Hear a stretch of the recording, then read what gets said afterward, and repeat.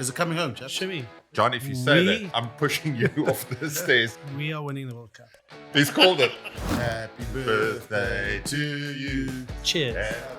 Sir John Cohen. Sir John Cohen, Yeah. sorry. Sir John Cohen. I apologize for that. As long as he calls us South Africans, not the Africans. Africa's a continent, South Africa's a country. Last year, they were the best in the world. They wanted to play the Springboks. Now, all of a sudden, they're calling for Borthwick to be fired and we're playing like Italy of old. Who said that Ireland were mentally scarred from the Springbok game? I said it. Yeah. Are they still mentally scarred? No, they've recovered. But they How recovered. quickly did that happen? Welcome back to another episode of Box Unpacked after another incredible weekend of Six Nations action where England were destroyed by the Irish. I called it again. I called it again. How to go Wales. How to go against your own bet by Shimmy. Wales almost won Wales almost won the first Six Nations games in how long? 3 years. And the French very much on target for the French very much on target for the Grandslam. Before we get going, let's talk about the Proteas. No, but you called it. You called the game. Yeah, I don't call the Proteas. Well, the Proteas. Let's talk about that first. Guys, let's not get ahead of ourselves. Well, Like a small Well, smatter. 76 It's coming on. No. Is it coming home? We can't be like the English, John. We cannot. Every time we've been in this situation, they make us believe that it's coming home. And then it doesn't. Guys. But how okay, good how have good are they been? at the moment? How's the batting lineup? Yeah. That's what we've got to talk about. No, 20 for 3, going nowhere. How big was the balls? Brevis, Miller, the Double D show. Incredible to get us to 180. Stubbs at the end. You know, what I love about him, he comes in, he buys time, he takes it deep, gets into the last over, backs himself, gets us to 180, and then we bowl them out for 111. Unreal performance. Is it coming home, Jeff? Shimmy. Yeah. We can never say that, John. If you say that, I'm pushing you off the stairs, straight out the bar. We are winning the World Cup. He's called it. We are winning called it. the Cricket World Cup. If we don't win the World Cup, it's John de Villiers' fault. South Africa. Shimmy, just I'll call it. I'll It's share, John de Villiers. I'm I'll not share calling my, it. I'll I'm share just my scared. address. Come on Mondays, push him down the staircase. No. Sean, It's actually happening. It's happening, guys. After all these years, it is happening. And breaking news also, guys. Big day tomorrow. Jean de Villiers' birthday. We're not going to spend time with you. So, Scala, do you have a mug here? Maybe. Yeah. No, I'm halfway to 90. 45 on Monday. Okay. He's growing up. And then the following week, going in for a shoulder reconstruction. That's it. You joking. Just Yeah. don't What do I turn get for my 45. birthday? A shoulder operation. How did you injure your shoulder after retirement? No. So December, he couldn't lift his shoulder higher than this. So he had to drink with his left hand. Brian O'Bannon, you'd be proud, no buffalo. Yeah. Went to, is it Roche? Yeah. Prof Roche. Prof Roche. Yeah. And just I had thought you said you went to Rush. how long was... You jump. I was like, you're a bit old for Rush. What's wrong with you? How long was the little scan and what was the news? No, so yeah, a couple of tendons off. I think labor. But how did you off. injure it?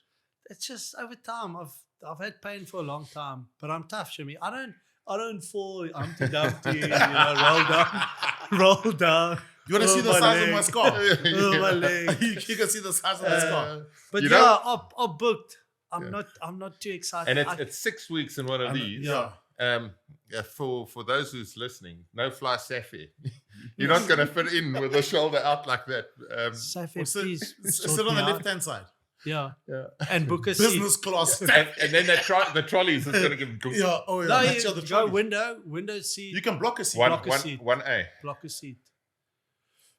But I'm not. A I shoulder remember of all reconstruction. I think I've had. But why do you 10 need to just leave it? You're not playing cricket. You're not no, have to I make can't. tackles. It's not. He's got pain. Never did. He's got pain. You took Shimmy. intercepts. No, but the pain is like and I can't sleep at night. Like you wake up how many 5 times during the night, pain of the shoulder. So I gotta get it done. Otherwise, it's a replacement. You know in these things happen in time. 3. three. We've had you going. No. Can we go back to Chevy? Can Scala, you just give stay away from your mountain bike. No, hold on. I'll go flat green belt. No, up the mountain No. from here on. You stay away from this. Thanks for the news, but are you going to down a beer or not for your birthday? No. What? But thanks for asking. But thanks for Scala, is asking. there a mug there? Yeah. We'll just put one in front of him. Okay. I'll have half a beer. Okay, just do. Happy birthday to you. Cheers. Happy birthday to JDB. In silence. In silence. Good form now. Good form. It's fine, right? It's fine. It's fine. It's fine. It's fine. See, it's fine. No right shoulder. You can't get it there with the right. How you It's feeling got to now? go left. It's nice. We've started something now. That's delicious. Okay, let's just move on. John Cohen is strongly rejecting Sir Super John Rugby- Cohen. Sir John Cohen, Yeah. sorry. Sir John Cohen. I apologize for that. As long as he calls us South Africans, not the Africans. Africa's a continent, South Africa's a country. So for that, Yeah. for peace, I'll just say Sir John Cohen. He's strongly rejecting Super Rugby CEO Jack Mesley's comments that Super Rugby is better off without South Africa teams in it, calling it bullshit. John Cohen said it's bullshit. I think it is. Yeah, I think he's got a point there. Yeah. You know, like we all were part of it, Shimmy. Like Super 12, Super 14, Super 15. I think we lost the plot after that. The greatest comp I've ever played. Got too big, yeah. Yeah, got too big. But you know, having South Africa there, It became confusing. How can it not add value? So yeah, look, he's got to protect his own competition, Yeah, Yeah. which he is. But yeah, I don't think there's any value in that statement. Yeah, I don't know what it's based on. Was it based on look, he said- attendance or viewership or commercially or how? Because South Africa, we were 2/3 of everything commercially in that business model. Says data shows games involving South African teams didn't rate well or attend well. That it does make sense. I mean, if you look, also there's Super 10, Super 12, and then the Super 14, 14 and 18. and then Super 18. then The Stormers and then it Newlands became was averaging 40,000 40,000 a game. They can't say they weren't well attended. That doesn't make sense. No, but to Skulk's point, I mean, he's the CEO of the competition. Yeah. You know, surely you're going to say it's better now than He's what protecting it's his ever comp. been. I'd like to see the and we're seeing a effects on similar that. situation with URC. Yeah. You know what South Africa has done for the URC, we're growing it by exponential rates every year. So also the crowds we pull in. Yeah. You know, like we Cape Town the last two games at the DHL Stadium, 55,000 for that. 55,000 for 2 games. So yeah, I don't think there's any value in that statement. Look, you look at it, okay, Super 10, 12, probably the closest to to test match rugby. Yeah. Probably even Super 14 to a certain extent. Yeah, at Not the start. anymore. Not what we're watching now, though. No, I think it's twofold. It's one, being able to say, okay, attendance and viewership wise, but then also the quality of rugby. Yeah. So I think if you think quality of rugby back then, call it Super 12. I mean, from an attacking point of view, you were tested. Yeah. From a defensive point of view, you were tested. So it went both ways, and then also the fact that you're traveling, and every single game. I mean, you never had an easy game. No, there wasn't. Name one team where you went there and you knew, okay, you were definitely going to get a win. It was never like that. And then you get one on the road against, you go to wherever the Blues. I mean, that one game we won against the Blues in Auckland, where against all odds you're winning a game, and suddenly your I also think suddenly your season's on the up again. The landscape changed. Yeah. You know, back then, all the best South African players were based in South Africa. Yeah. So to New Zealand, so to Australia. So, the quality of players, and it was a sprint. We started in Feb and ended in May before we started with our June internationals. And the fact that every single player, that was like your trials before you went there. Every player had to perform. The competition, not only in South Africa, for your 4 franchises, but so too in the other nations participating was immense. Yeah. And it's it's like watching a test match. If you watch the Brumbies versus that's what we grew up on. We'd wake up and Friday morning games, games. Friday morning games. I mean, those were the best. But also it was like the players you saw, the teams that you kind of went through these stages of Blues rugby first, then it's Crusaders, then the Chiefs came alive, then it was like the Reds at one stage. They were like, then the Bulls had their unstoppable. Then the Bulls had their stint as well. And we all thought like the easy game is the Highlanders. You go down to Invercargill. All of a sudden they started winning Super Rugby. So Invercargill. But also the point I was trying to make through that is once the competition moved to every team not playing every team, that's I think where we lost interest. Yeah, that in conference. I had it. Yeah, when we and went conference. into the conference. Yeah, so you end with more points, but you don't make it through to the playoffs. Whereas Super 10, Super 12, and initially Super 14, you played every single team. Yes, it was on a biannual basis, playing home and then away. But you played every single team, tested yourself against every single team, and then the top teams went through. I think the more is more theory doesn't work. Less is more, especially in that competition. We had the Sunwolves come in. We also had the Jaguares come in, which made travel a bit tricky. Because those were just 1 week games. And for me, playing in the competition as a youngster, growing up with it, like the biggest challenge was playing against the Crusaders or the Brumbies of old. Or the Reds when they came good. It wasn't playing against South African sides. The conference thing threw it out, because then it became like a mini Currie Cup into a competition where you might pick the Crusaders one year, you might not. So the draw had such a massive bearing on where you wanted to end. So round robin, smaller teams, best comp. What would you say is the best league in the world now? I think it's a hard one. It's not Super Rugby anymore. French league. Top 14 must be close. But also, what do you best in what? In terms of quality? The quality of rugby, the quality, the because interest, also top the crowds. 14, I think you've got amazing players playing in the top 14, but it's such a long competition, And you do have some of those games where where you have the bottom teams really struggling. Then what's the team that PAL? Yeah. Like PAL now, for example, where they're on a bit of a run now, make top 4, but they're probably from a longevity point of view, it'll be 1-2 seasons and then they might drop down again. And I want to throw in the Japan League. Yeah. Because we don't watch a lot of it. We don't. But the quality that some of the players that you have there, the skill set that they have there, it's some proper games. I think there's not a lot to pick between the top ones. Obviously, you've got Super Rugby. I still end up watching a little bit of that. Yeah, you always see Super Rugby, who's playing who's and playing then you but watch I only pick the big ones. The big derbies. Yeah. And I think URC, for us, current crop of players based in South Africa, I think is the right competition for us. If we have to put the current generation, not knocking them, into a Super Rugby of old, the competition would be too hard. This competition suits what we've got based in South Africa. And then the Premiership with 10 teams is competitive. I think the Prem, when I was over there, 2016, 17, 18 or whatever, around about there, I think that ideal opportunity to close the league off from 14. Add 2 more teams and close it off. And by not doing that, they obviously then lost a further 2 teams. So they're 4 teams light. So it's a tough comp that because of, there's a lot of quality in those 10 teams. I also think, Scala, Champions Cup at the end is good. No, Champions Cup, great competition. When it gets to playoffs. But it's the best teams playing in there. That's what makes it good. There's no bad games. Strength versus strength. Quality every single game.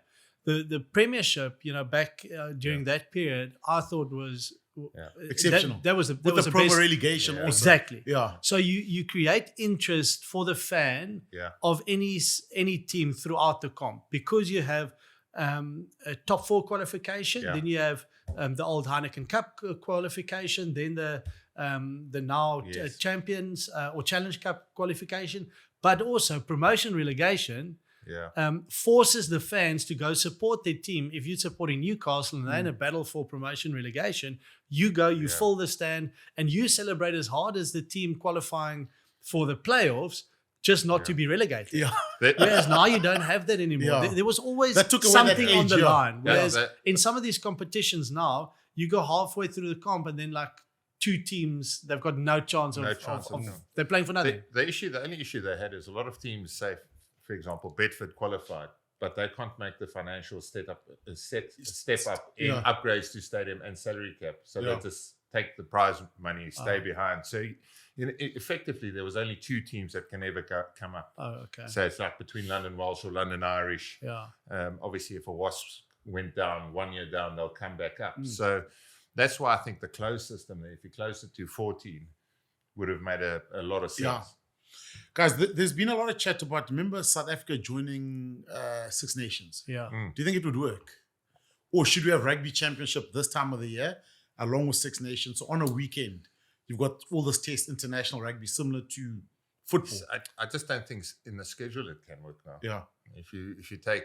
If there's no global season, I don't think we Yeah. can hop anywhere different. So we've got June, we've got the Rugby Championship, and now we've got the Nations Cup where we play obviously England, Scotland, Wales in June, and then we go play them end of the year, and then we've got the big championship weekend where we play Friday, Saturday, Sunday, or Thursday, Friday, Saturday. So I don't know if we can join the Six Nations.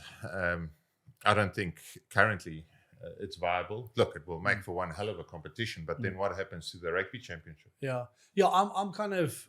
I thought you said it can't work if we play the Rugby Championship during this time of the year. Yeah, I just think it's. I think that brings us closer to a global season, because he got that June, July break then. And we as South Africa, we're already playing in the Northern Hemisphere. Yeah. Excuse me, from a club point of view. So now, if you bring the Rugby Championship during this period as well, it'll influence obviously Super Rugby, so Australia and New Zealand will have to adapt, but I think it brings you closer, and then there's a dedicated time, at least for the players to be able to rest. To answer your question in terms of Six Nations though, whether South Africa can join, I think because we won't be able to do Six Nations URC, Investec Champions Cup, and then Rugby Championship. Yeah. And I think once we leave Rugby Championship as well, then I think that'll be a mistake. I think at this stage, we're still playing in both hemispheres, and that's beneficial for us. Yeah, so not at the moment. But again, we've been asking for this. When is the global season happening? There's no rumor of it. Yeah. There's a meeting at World Rugby. I think it's this week. I think with the state of the game or whatever you want to call it. I think that everyone's meeting probably Dublin or London somewhere. I think this week. Okay. Hopefully we get some answers around that. Yeah. Hopefully. Also, I just want to state it's been a fantastic Six Nations. Yeah. What a great Six Nations. It's been competitive. Wales this weekend even. The Dragons are back. Yeah, the Dragons are back. They still find the Dragons. Bloody kick themselves for losing that game. Yeah, we'll get there. We'll get there. Yeah, we will get there. But it's a competition that is working, and I think from them, not putting a South African cap on, but putting a Six Nations cap on, I won't include any teams with the quality that they have currently. No. Cool. Guys, okay, our we buy moment of the week from any of the Six Nations games. Ooh. Do you need a second to think about it? Guys, when last did you see a quick kickoff? Yeah, I was thinking exactly. Are you talking about Finn Russell? Finn Russell, Darcy Graham. Graham. Was it That's my moment. That's your moment. It was James Botham at the back there. Didn't even see it go over his head. Quick kickoff. I mean, that was the game for Wales, to be honest. They were up 23-12, 15 minutes, I think, to go. Quick kickoff. Finn Russell. Yeah, that's my moment as well. That's for me as the moment. No, you can't take his moment. No, I was thinking, you just answered first. Jean, Skulk, and Shimmy. I'll okay, what's your moment, Skulk? I've just said my moment. What, Finn Russell? Yeah, Finn Russell. Quick kickoff against I'm going Darcy Graham try. You can't do that. Yeah. Why not? Give us something else. I mean, there's 3 games on. But that was you asked for my moment. I can't help that my moment is Bill we Murray, can share moments. Bill Murray scored his 24th try in 25 test matches. And that's another Skulk moment. What's your moment? Is it 8th consecutive Six Nations try? Six Nations try. Yeah, 8th what was consecutive try? Your shoulder sore, not your brain. Yeah. Okay. I'm going to go for, in that... England Island? Finn Russell. Oh, yeah? The quick kickoff. I'm not going to get an answer. Okay, let me think. Okay, I'll go with my moment. You know, I thought played well for Ireland. Balakoon. Yeah. No, you can't take mine. No, I said Balakoon. I said Rob, and you finished my... No, he was good. I thought he's a player who's always... I've always watched him play for Ulster. Yeah. And he's always good. He's got the offload, the outside break, and this. And for him to do it in the Irish jersey. Is he and Kanan Moody related or not? They look alike when they They look the same. They look so much. I must say, I enjoyed watching him play this weekend. He's exciting, keeps the ball alive, works off his wing. He's my scored one try assist. Yeah. Well, Belfast is strong and kicking because McCloskey was also... How good was he? He was very good. What do they call him? The Belfast bulldozer. Yeah. He was very good. He was incredible. Did you see the effort there where Smith did the little intercept? Yes. Oh, yes. Turned around, The handbrake came up. The fridge got on the back. I thought he was going to pull the grenade over the head, but it didn't. But that effort there from a big centre who's by all means trucking it up. Yeah. He's the Easterhazen. He was unreal. Yeah. Okay. So Skul's given us 3 moments. You took one of mine. John. Say Wales showing attitude at least. We got to give the Welsh something. He's going for the Finn Russell quick. Josh Adams try for Wales. Oh, there we go. Okay, guys, let's go. England versus Ireland. Yes. I called it. You did. I called it. Thank you. 2 weeks in a row. 2 weeks in a row, Shem. You've got to make another big Shem, I'm just going to clarify again. So week 1 of the show, you said England to win the I Six Nations. set the trap. England to win the Six Nations. Then week 2, you go Scotland's going to beat England. Scotland to beat England. In And the then Calcutta. week 3, you go Ireland's Ireland to gonna beat beat England. England. How do you And then he goes, see I my called question it. to you? How called do you it. see England winning the Six Nations? Still happening. We'll get to the bit race section. Okay. Look, I've worked against myself, but I did call it though. You did. You did. No one else No. said. Everyone. Sinner Shimangu. You know which one I almost called also? The Scotland. I said change that Scottish team around Yeah. because psychologically or mentally they can't. Oof, but they It was were- close. Close. It was close. Scotland, after a big performance against England, there's always a dip. So Wales had a bit more belief and that Yeah, one kickoff. and they were So physical, and guys. you could see One an moment. identity with Wales. You need to be switched on for 80 minutes. Cody from Paul has sold multiple vehicles to We Buy Cars. Suspicious? I think so. Is that a crime?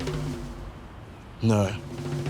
Where are you getting the cars? I buy them and I sell them at the spot like a normal person. Okay. No, man, I'm just an accounting student. I know a good deal when I see one. That's Excel meant. What's more stressful, tax season or selling a car at We Buy Cars?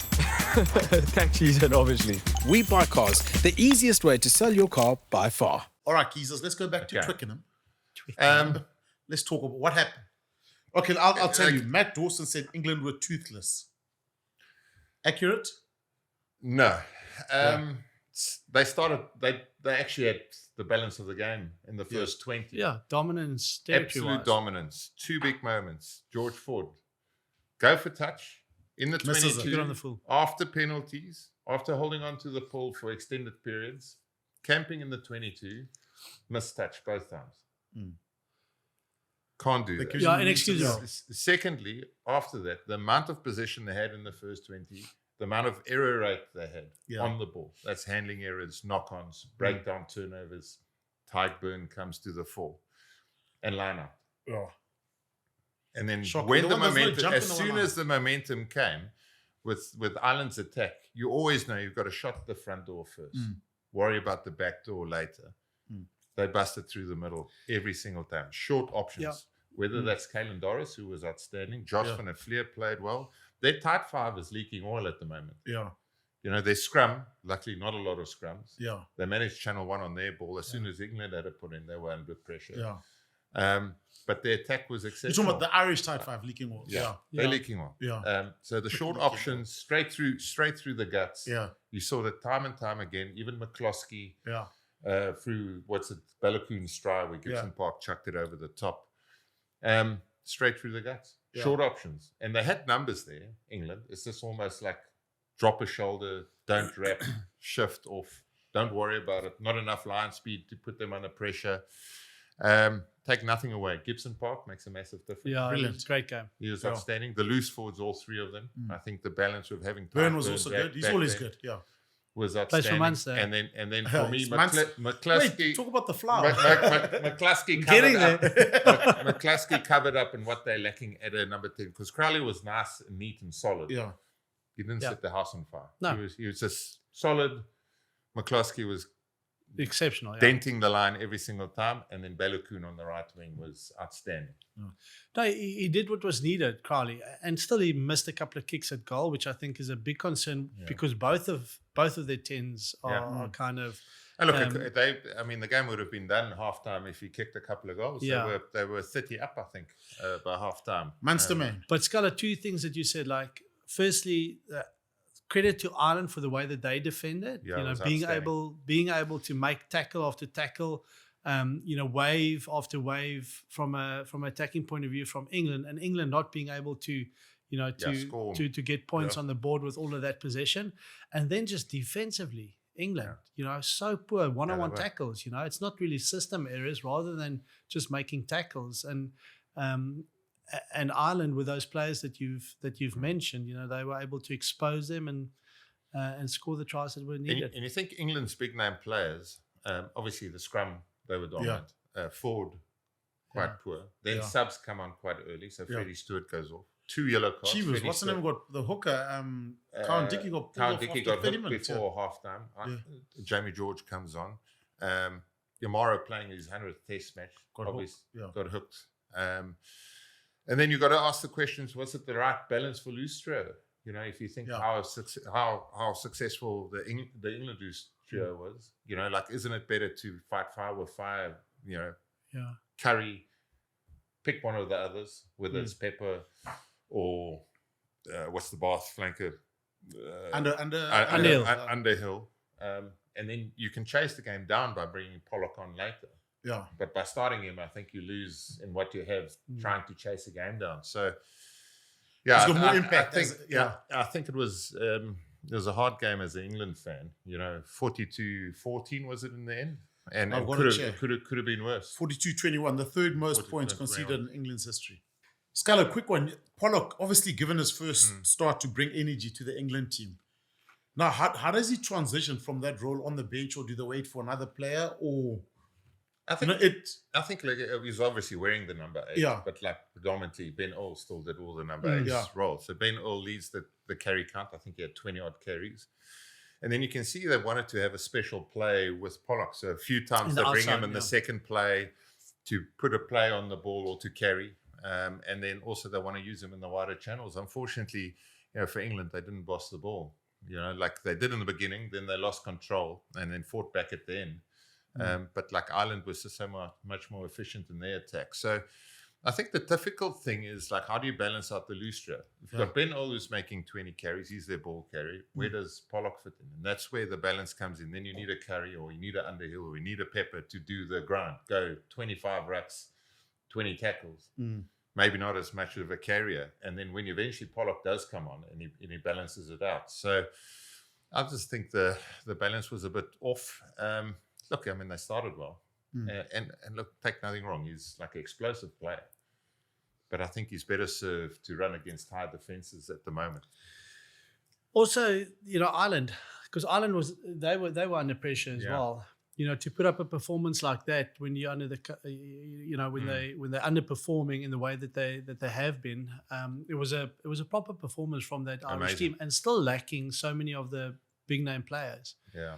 So who those. You're talking about Mac Hansen will be the one that comes back. Yeah, but so again, if you just allow me to finish.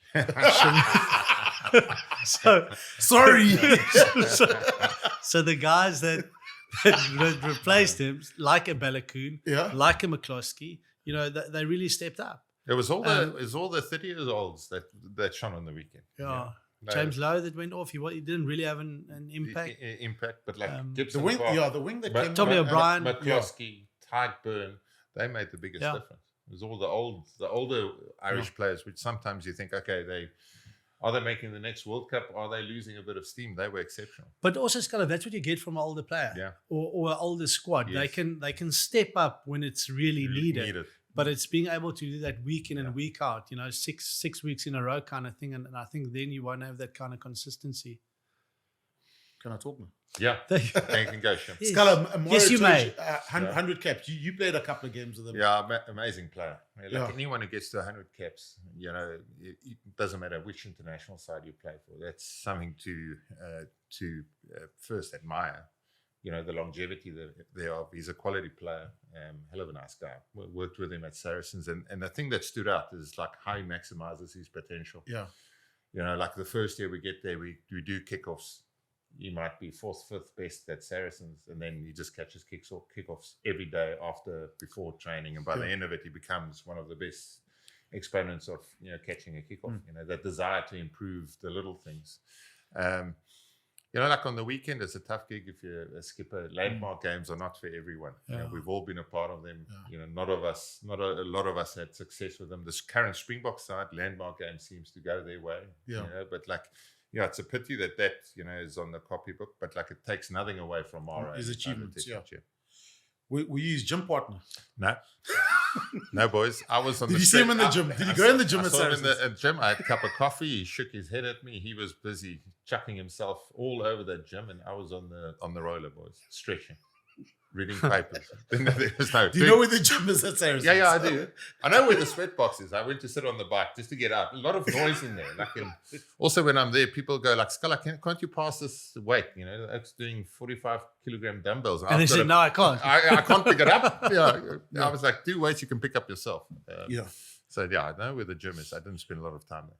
JDV, the Irish fly-off debate. Your Munster guy did the job. Happy with it. He did the job. I don't think the debate's over. You don't think it's over? I don't think it's over yet. I think he's the front runner at the moment, but there's still a lot to happen, I think, before they close it off. Jameson Gibson-Park, I would say, is so instrumental in terms of their way forward, because it doesn't matter who you put at 10. If he's at 9, your game will lift. So, Crowley, like I said, he did enough. Nothing spectacular, and maybe that's what they need at times. You don't have to do the special stuff. It's just being able to do what is asked of you, get that right, and then the X factor will come over time. But then you need a McCluskey playing like he did on the weekend. Also true. Or if you've got a Bundy Aki that's coming back. Bundy's got to play like he played, previous World Cup, 23. So, if you've got that 10 that's sort of unassuming and not really a threat, you need to go a little bit different in the way you attack. And this weekend, like McCluskey picked on running through that vacuum, kept Dingwall, Lawrence busy all the time. But even defensively, defensively, he smashed a couple out as well. Yeah. He was good. If you go back to Munster, would the crowd stand up if you walk past the crowd? No. I'm just asking. No. In Limerick? No. They definitely I'm would. asking. No. Listen. They would. No, they wouldn't. Oh, Jean. He's back. Guys, I'm just going to quote a couple of things that we said in the English media. So, Will Greenwood said people used to say about Italy 10 years ago that if you contain their scrum, you'd win, as they've got nothing else. And sadly, England have become Italy of 10 years ago. I'm not sure I agree with that too much. Look, we all know about it's a harsh statement. It's quite a harsh. English media, you've got to take with a pinch of salt. They last year they were the best in the world. Not long ago. 3 weeks ago they wanted to play the Springboks. I know. Now all of a sudden they're calling for Borthwick to be fired, and we're playing like Italy of old. So I think somewhere in between. They've lost form, obviously. But prior to that, they had a 12-match winning streak. They've had 2 poor performances, and that's all across the board. Like that's this weekend for England's side. Like lineouts going poorly, then off the back of that kick execution by a guy like George Ford is, that's a non-negotiable. Handling errors. The problem I think with them is as they're starting to evolve, I think it's often a trap a lot of teams fall in. You think you should be a world leader in the style you play. Where if they go back and look at the 12 wins they had, for the first 8 of those 12 was grinds, basics, get momentum. What is necessary? You're not gonna like 12 games ago they weren't pitching up against Ireland thinking we're gonna boss the ball and run them off their feet and try and put 50 on them. Just kicking, defense, set piece. So your mechanical stuff stays the basis thereof, and I think the Boks often push that boundary too far, and then we come back a bit, and you sort of try and find that middle way, a happy medium of what is the right balance. And I think at the moment English has gone the wrong side of that balance. Also, if you make errors in these big games, it's hard to come back from them. Yeah. And Scott, to your point again, George Ford missing those 2 kicks. Yeah. Okay. So the game is all about momentum. Yeah. If you kick that out, even if you don't score from it, but you put pressure on the opposition with the ball, you tire them out, they concede penalties, a potential yellow card on the books as well. And I kind of want to compare it to the Bok game against Ireland last year, where constantly Ireland were under pressure and it didn't reflect on the scoreboard. But if you go watch that game again, everything happened in their 22 period. It was so dominant. It was so dominant. And Wait, and so just sorry to interject. Who said that Ireland were mentally scarred from the Springbok game last week? Was it you or you? no, I said it. Yeah. Are they still mentally scarred? No, they've recovered. They How quickly did that happen? It's a great recovery. Sorry to interrupt you there, yeah. but it just popped up quickly. Yeah. Okay, carry on. Yes, thank you. And the other thing was to Will Greenwood's point, and again referencing the Boks, they do have fantastic scrum dominance. Yeah. But it's how do you convert that into points? Yeah. You can have great dominance, but it doesn't reflect on the scoreboard just by scrummaging, where the Boks are able to get that right by the pressure that they keep on applying, and then eventually get the points on the board. You can't stress that point enough. How much opportunities they had to get into the Irish 22 without reward. Yeah. You know, just before halftime, they do that neat little front peel. They get within a meter, type burn, turns it over. Big moment, but like no reward in the whole first half for so many good entries into the 22. You know, like the Boks, you kick that thing out. Worst that can happen is you knock it on. You've got a 5 meter scrum. You know, try and get away from that. And the Irish scrum is under massive pressure. So I just think England has got to draw the balance back to, okay, how do we win matches first before we actually go and play rugby or try and be, you know, a game leader in attack, which, you know, I think they were trending nicely in attack, but I think it's gone the other way. I think the big thing, they haven't won the Six Nations since Eddie Jones, 6 years. Yeah. It's been that long. They should get Eddie back. I think that. I don't think that's happening. But I mean, I enjoy this is music to. Is Borthwick? He's not under pressure, Borthwick. I don't think so. This is music to Eddie's ears. How many Six Nations did Eddie win? 2 or 3? No, I think he won 3 and 2 Grand Slams or something. Yeah, Eddie is one of the most successful English coaches. Yeah, 70% win rate. I think he Yeah. ended up on. You never know in England. You reckon? I think before they went on the 12-match run, Borthwick was under massive pressure. Yeah. Enormous pressure. And obviously that 12 games was an amazing run they were on. Now all of a sudden 2 big losses. I think the end of the Six Nations has got quite a big bearing where Borthwick sits. Well, they're coming to South Africa. I know. But Guys, I mean, you can debate Borthwick. Who the hell's going to coach the All Blacks? yeah. They still don't have a That was meant to be coach. announced last week, wasn't it? They still don't have a coach. So it's easy firing someone, but getting someone someone a decent replacement. to replace. I mean, you need to be a hell of a sure as to what you're doing. All Black. I mean, Razor got he got what? It's a month ago. A month ago. Let's just quickly. England's playing Italy away. That's Yeah, their they're next playing in fixture. Rome. In Yeah. Rome. Okay. Yeah. That, You know, when in Rome. That's not an easy fixture. Yeah. Okay. Their scrum's not going to get dominance against Italy. You're right. But that's the And then next thing, they've got their last Six Nations game is France in Paris. I know. So like I tell you what, mean, I'm enjoing Italy at the moment. I must say the way Yes. they're playing and like on the weekend, Yeah. obviously, like the end score, you know, they get a bonus point, 33-7. Louis Lana gets the yellow card. But with 10 minutes to go, No, 8 minutes to go. They were. It was what? 17-8 or something. Yeah, They yeah, were it was nine- quite tight, They were yeah. 9 points behind. 19-8. Yeah, giving a proper fist of it. You know, like I'm enjoying Italy. I must Yeah. say. Who's that new center? The inside center. Yeah, a man. I couldn't, but he's bloody Okay. good though. The Yeah. blonde kid. Yeah, yeah. he's good. I mean, they've got something about them. Yeah, A pack of forwards. We The know Italy- from last the year Italy they centre. competed. yeah. He's not blonde, is he? I don't know. Dark hair. I think so. I don't know. Yeah. He's good They though. all look the same. Yeah, all look the same. All your centers look the same. Blonde. Alben Hollenbach. And John. The same thing. You're not thinking of the French centre, the blonde. No. Okay, we'll Anyway, do our research. Okay. Go on your phone. I'll get the name. The French odds on now, although Scotland's waiting for them Yeah. in Edinburgh. And England. I mean, again. And England. Okay, but England in Rome is not it's not as easy as we think there. It's never going to be easy, not against this Italian side. Yeah, So, like, just think, you know, England go lose 4 on the bounce, lose Italy, lose France, and Marin. Marin. Leonardo Marin. Leonardo Marin, yeah, that's it. Yeah. He's good. good player. Yeah, Ireland. Okay, Ireland host Wales in Dublin. Wales, though, Ireland.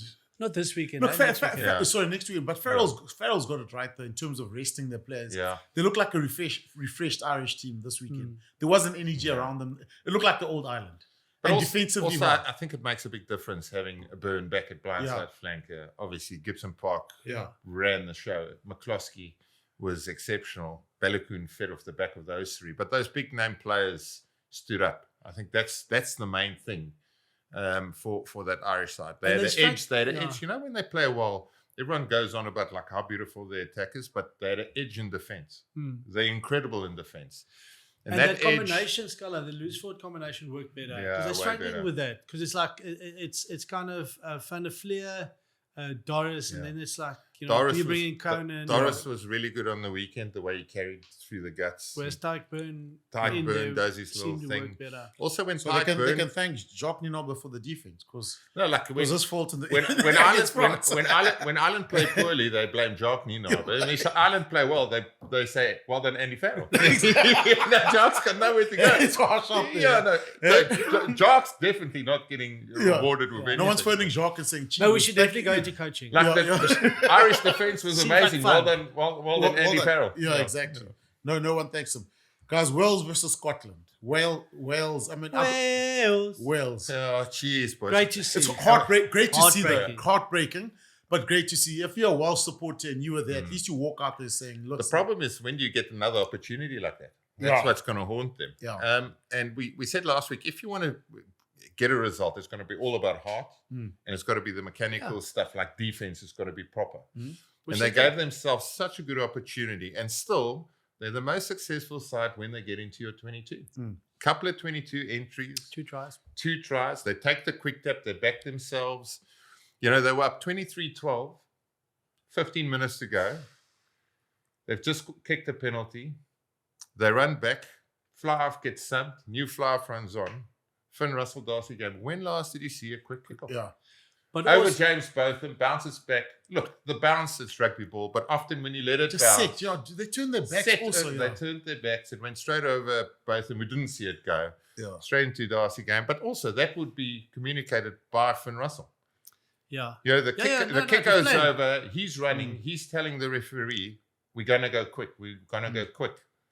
Darcy Graham's on par with him. And they go score a try out of nothing. Didn't work for it. It's one kick, one bounce, and all of a sudden they're in with a sniff and they go winner. Visually, like as a player, because there's so many players on the field, visually as a rugby player, you just, you see the white jersey, you see the blue jersey, you know who's your team, whatever, you know where the referee is. Whenever you see a medic or whatever on the field, subconsciously there's like a thought, okay, it's time's not on, time's off, go watch that medics on the field stuff. Yeah.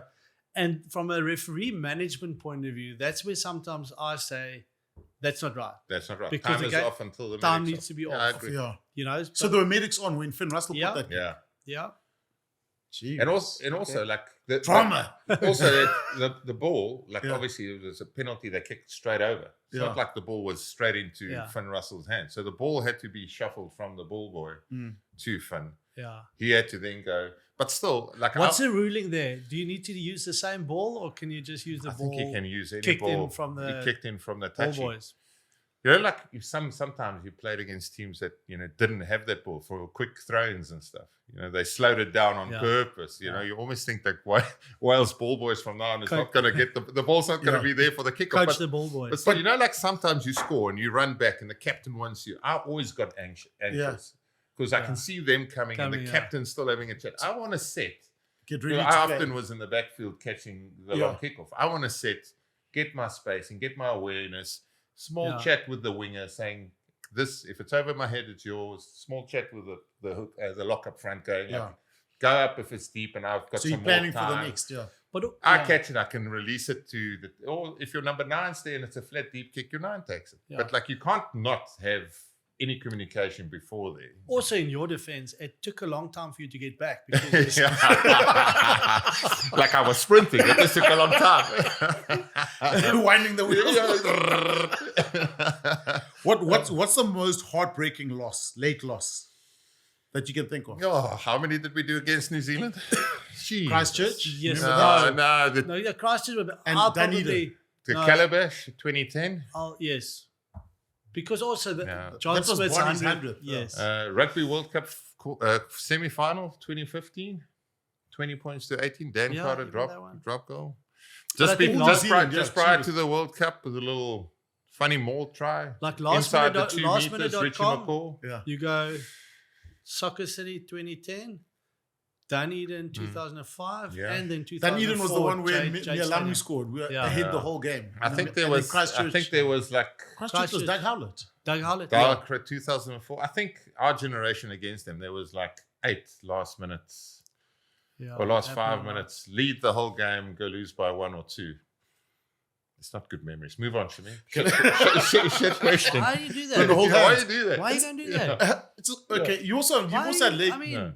I was gonna say Jim Paul boys last year. Oh, geez, similar type of thing. Yeah.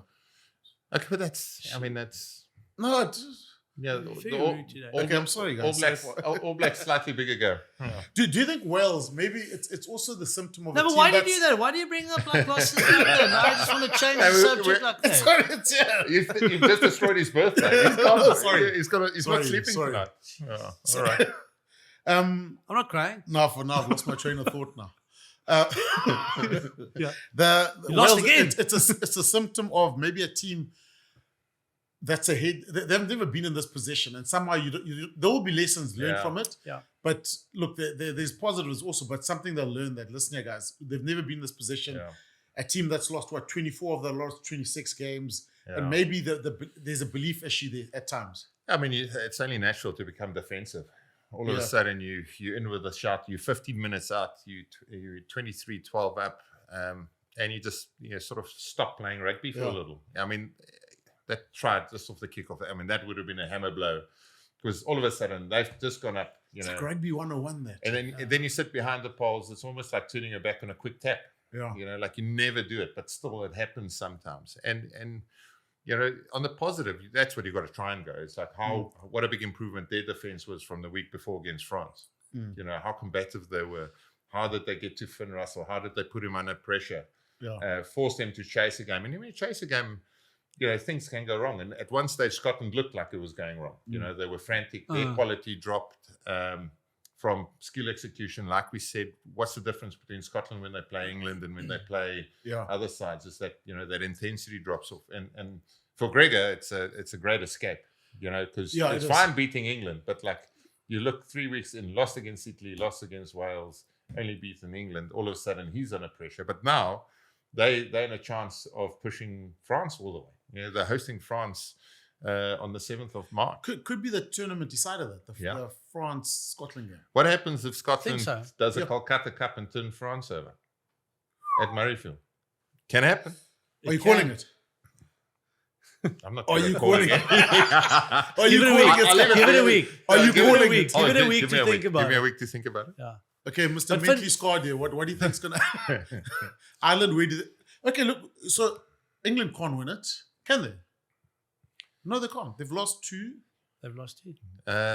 Yeah, so I think Scotland have lost. I think the danger here is Ireland. So Ireland's got Friday night. They got Wales. There's nothing against Wales. That's 5-pointer. Yeah. And then their last game is Italy at home.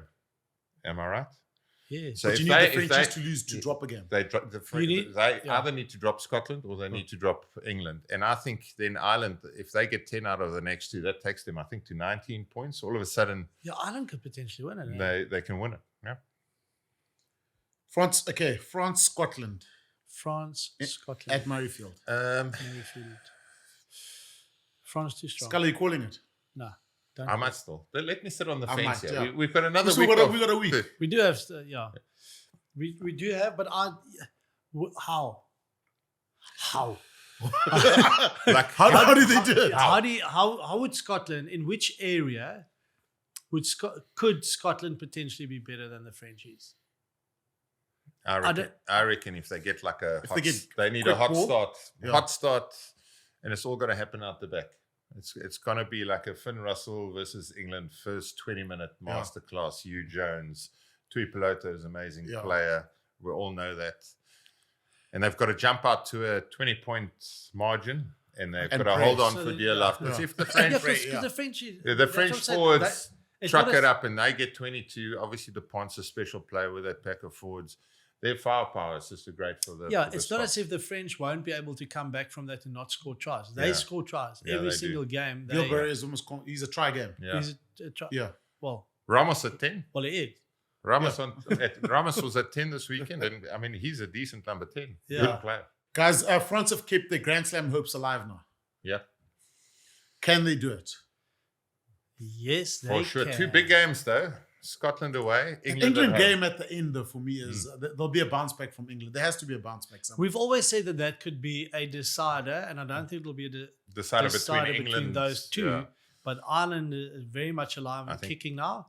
Guys, what if Scotland go turnover France? Scotland's odds on. Then Sculler, just call it. You can call it early. No, Change your I've mind got on one more Monday. week. Let's keep them in suspense. Also, don't want to call it. I mean, you are the brave one, yeah. Like, but you go against what you say the week before. But I don't see it happening. France, they're actually building some depth as well. If you look at the changes they made on the weekend, obviously Jalibert, like you already mentioned, they switch it up in terms of the midfield. Miafo coming back, Thibaut Flamand, Movaka came off the bench. So they've got proper depth now as well. But and we've at seen this 23, for a they while. can The beat only anyone. team that's following in South Africa's trend is France. Yeah. You know, like with the way they select the bench, with the way they change their squad and their players, whether that is by design, which I think ours is mostly, or whether it's through personal fallout. You think no Aldred, no Peno, Jalibert pops in and out. Yeah. So does Maxime Luku. So I think it's more a French way of doing it. It's not through a system, but like by doing that, there's a lot of depth. No Gail Fiku. So all of a sudden you've seen 3-4 new centers. New winger on the weekend, scored a double. Yeah. You mentioned Luku. They've actually got I mean, you look at La Garec also. La Garec, yeah. But I just wanted to mention Baptiste Serran because he's been good. Yeah, He's a good player. If you think back 2017, he was like the number 9 when they toured South Africa. And he was a good player then already, and now he's back in the got mix. that little classy vibe. Like remember in our time, Dimitri Yachvili had that little composed, you know, almost like a mini Farida Priya vibe back in the day. Like a great player. Number 9 for French side, he's the general. Yeah, all of them. If you think Galtier and then Yachvili, Para, Serran, Dupont, Legarac, Michalak. Luku, Michalak. Plenty. Le Magnifique. Come World Cup next year. Oui. Yeah. Oui. How are they looking? Yeah. Because they can't win it at home. The 2 World Cups. The only caveat I will have is they've never, with that group of players, traveled. Yeah. Gone abroad, won something, won a big series. Because if you think, you know, the strength of the South African sides over the years is they go abroad and they go beat the best sides in their backyard. And then when you come to a World Cup playoff, quarter, semi-final, that belief is instilled in you. It's not if or maybe today is our day. It's we've done it before. We're going to do it again on the biggest stage. I don't think you can fake that. I think that's something you've got to do. And if you think of this French side through the way that they top 14 structured, they never ever travel. They don't go to New Zealand and go beat New Zealand in Dunedin or in Auckland. That's the only grab I got to the French. Or they come to South Africa with their strongest side and they beat us in our backyard. You know, like all the other sides try and do it, but they haven't. So that's the only worry I've got. And you never know. Maybe the previous World Cup was theirs to win. South Africa knocked them out. Maybe it was 4 years too early for them. Maybe they needed 4 years maturity to get to Australia and do it. But that's the one gripe I will have. If we'll probably meet them semi-final. Yeah. But we've got to look at this draw again. Like if everything goes according to seed, the quarterfinal, number 1 and number 2 in the world's playing. Yeah, it's like watching a quarterfinal at Wimbledon with Yannick Sinner and Alcaraz. Yeah. Playing for 6 hours in a quarterfinal. Yeah. Okay, we've done our bit. Yeah, we've done our bit. Explain it. Yeah, it doesn't make sense. Never will make sense. But I mean, it's interesting. You look at England it was going to be the test of the year when they came to South Africa. Now all of a sudden it's changed over 2 weeks. New Zealand don't have a coach now. They come to South Africa. It's amazing how within 2 weeks or within a month of rugby, how everything's just changed completely. Changes. Yeah. Well, I mean, you think New Zealand now, so like they're obviously going to appoint a new coach. This will be an interim coach. I take it till the World Cup, because then end of World Cup traditionally is the end of a cycle. It's the end of a player generation. It's the end of assistant coaches. It's the end of. So do they appoint someone that can just handle it till the World Cup, or do a long-term appointment? Well, I don't know. It's one of the biggest decisions. No, why would you take? I mean, surely no one will take a job just for a year. Because I think they've got to go back to the previous generation to fetch a Hansen. Yeah. If it's an interim, if it's an interim job, they've got to go a step back. Yeah. Do you handle the next 18 months or 16 months? How long is it? Yeah. All right, guys. My favorite section. Oh, here we go. The Betway section. All right. Yeah. We already calling now, and it's still We can call him Monday next week. Okay, I called it right. Again, I called it right. He's the oracle. Sadly, you didn't. Should be the oracle. Okay. Sadly, you bet France would win by 8 to 14 points. So currently, I'm in first place with 3,650 rand. Skull is second with 1,700. Jean de Villiers has got 500 naira. The only 500 rand, my boy. The only reason I'm there is because Flicky betted for me last. Exactly. Jeez, that's the only reason. Look, Jean, I'll give it to you though. My bet's still alive. France to win. Still alive. It's very much alive. Yeah, it's alive. Okay, Ireland to beat Wales with a minus 32.5 handicap at 2.6 the odds. So it's 780 rand. We should be doing this next week. Yeah, we're doing it I'm next holding on to this till next week. Yeah. Let's hold on to it next week. So the better, I will give you the odds. I will give you the odds next. Just follow Shimi, you'll make money. Okay. Don't follow Scala, you'll make no money. Don't follow Jean, you'll be broke. Okay? Follow Simi the Sinner. Okay, cool. All right, guys. Big weekend. URC Origins week. Quite a special week. You get. It is. You wear your old school jersey. Paul the guys jump. wear their socks. Paul jump. Chemies will be well represented. What game are you doing? I'm in at Loftus. Sharks, Bulls, obviously. I'm in Joburg, Ellis Park. Yeah, Lions Stormers. Lions on the rampage. Yeah. It's going to be an interesting game. They ended the Sharks' run quite quickly and abruptly. Yeah. Yeah, our good mate got confirmed as head coach also, JP. Nice well one. done, well JP. done, JP. Here's a cheers. Here's a cheers to JP Peterson. Good man. Nice to see our 7 blokes moving up in the world. It's amazing. Yeah. I do have a question for you, Shami. Yeah. Because for Origins weekend, obviously we're wearing our school jerseys. Are you half and half? Or do they make what?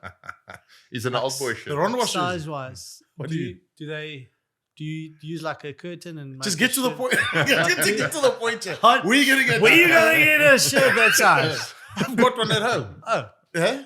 Okay. Your son's at Bishops, right? You forget 1995. Shimmy, your son. Sorry. Your son's at Bishops, right? Did I not beat Paul Jim? You or did. Bronnerbosch beat Paul Jim?